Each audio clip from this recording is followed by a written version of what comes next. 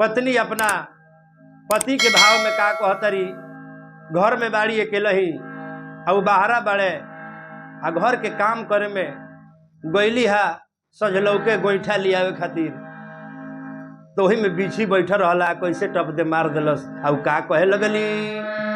हाय हरे गोईठा बीन गईनी रे रतिया, गोईठा बीन गईनी रतिया, गोईठा बीन गईनी रतिया, घर के पिछुआरी दर बिछी मरल, सैया घरे आरे नहीं खान देवरे झारी दादरे बिछी मरल, सैया घरे नहीं खान देवरे झारी दादरे बिछी मरल, सैया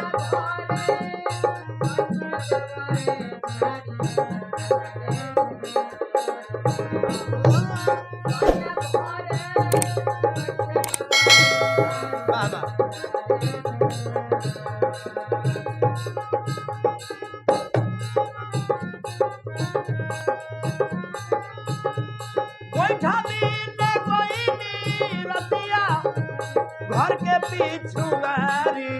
दादरे बिछी मरल, सैया घरे नहीं खंदेवरे झारी दादरे बिछी मरल, सैया घरे नहीं खंदेवरे झारी दादरे बिछी मरल,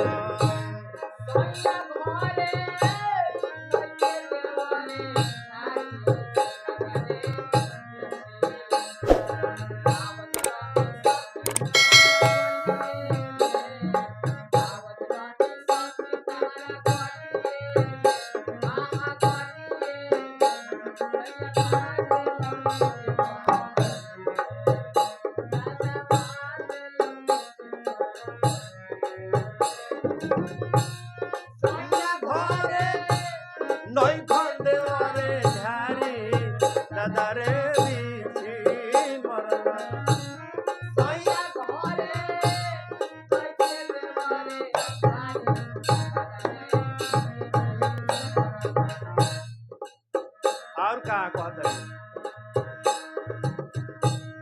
रतिया अन्हरिया रतिया अन्हरिया रतिया अन्हरिया में देखो नीना नीचे रतिया अन्हरिया में देखो नीना नीचे, और का कहत रही अमरजीत जी, बैठल रहल हाउ त गोईठा के बीचे, गोईठा के बीचे बैठल रहल हाउ त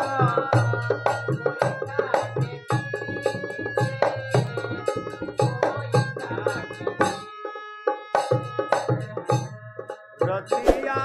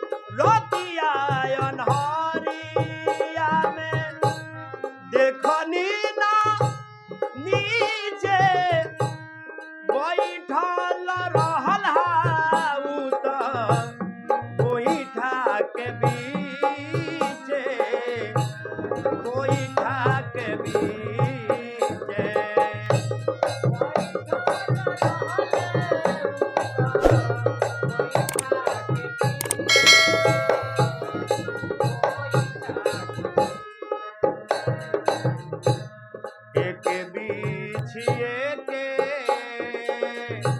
रे हाथ में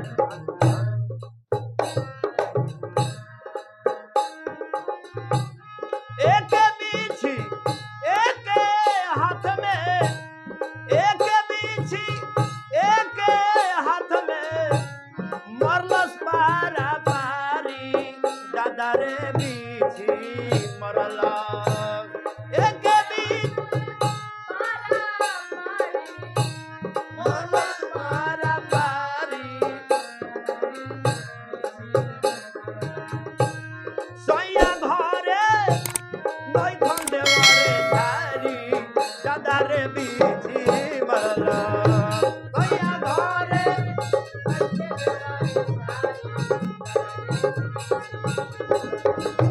सैया घरे नई खंडे वारे धारी दादा रे बीछी मरला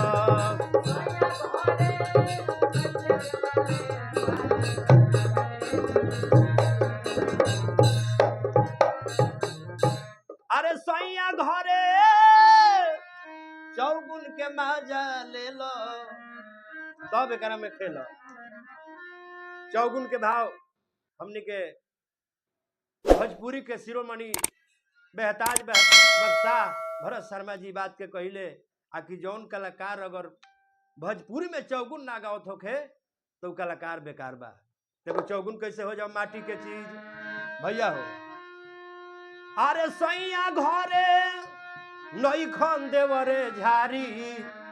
अरे दादा रे बीछी मरल सैया घरे नई खन देवरे झारी दादा रे बीछी मरल चलो मारो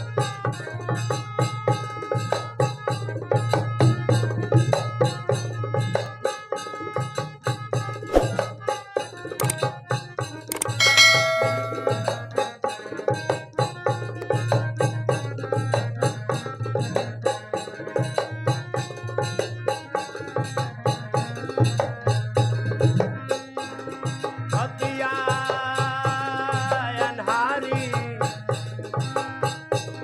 रतिया धारी रतिया रोतिया अनहरिया में आरे कोई ढाबी ने गोइनी हम घर के दादा रे बीछी मरल सैया घरे देखन देवरे झारी दादा रे बीछी मरल सैया घरे देखन